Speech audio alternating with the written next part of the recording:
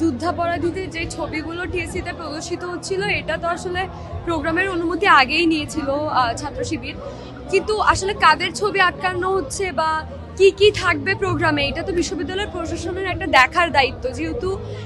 যেহেতু আগে থেকে ছাত্র শিবিরের অবস্থান নিয়ে নানা রকম তর্ক বিতর্কর ব্যাপার আছে। পরিবেশ পরিষদ 1990 সালে যখন গণ অভ্যুত্থান ও এরশাদ বিরোধী আন্দোলনে ছাত্রদের উপরে একই ছাত্রলীগীয় কায়দায় হামলা করার কারণে ছাত্র সমাজ এবং ছাত্র শিবিরকে ঢাকা বিশ্ববিদ্যালয় ক্যাম্পাস থেকে অবাঞ্ছিত ঘোষণা করা হয়। কিন্তু তারপরও আসলে প্রোগ্রামের অনুমতি দেওয়াটাও আসলে আশ্চর্যজনক।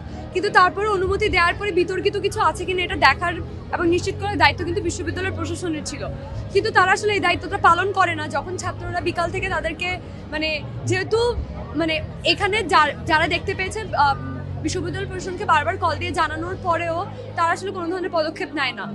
তারপরে গিয়ে যখন এখানে বারবার তাদেরকে বলা এবং পরবর্তীতে একটা সময় আমাদের যে প্রক্রিয়াল বডির একজন শিক্ষক আসেন, এসে দেখার পরে উনি আসলে এটা বিশ্ববিদ্যালয় প্রশাসনের ব্যর্থতা যে ওনারা কেন আগে থেকে চেক করে নাই। এইখানে যদি ভবিষ্যতে ধরেন কোনো একটা ক্লাব প্রোগ্রাম করতেছে, ওই প্রোগ্রামের মধ্যে যদি ছাত্রলীগের বা আওয়ামী লীগের নেতৃবৃন্দের ছবি যদি লাগায় দেয় এটা তো আসলে কোনোভাবে গ্রহণযোগ্য না। ছাত্র শিবির যেভাবে যুদ্ধাপরাধীদের ছবি আটকে দিয়েছে এটা তো কোনোভাবে গ্রহণযোগ্য না। তো ওই জিনিসটা আসলে নিশ্চিত করার দায়িত্ব ছিল প্রশাসনের। প্রশাসন সেই জায়গাটা নিশ্চিত করে নাই। প্রশাসন তো অবশ্যই এই জায়গায় তাদের যেই দেখাশোনা করার দায়িত্ব ছিল এটাতে তারা পুরোপুরিভাবে ব্যর্থ হয়। এই জন্য আসলে ক্ষোভের জায়গাটা প্রশাসনের প্রতি, এবং আমরা প্রশাসনকে বাধ্য করেছি আসলে যে পদক্ষেপটা তাদের নেওয়ার কথা ছিল এর আগেই, ছাত্ররা প্রতিবাদ করার আগে সেই জিনিসটা নিতে।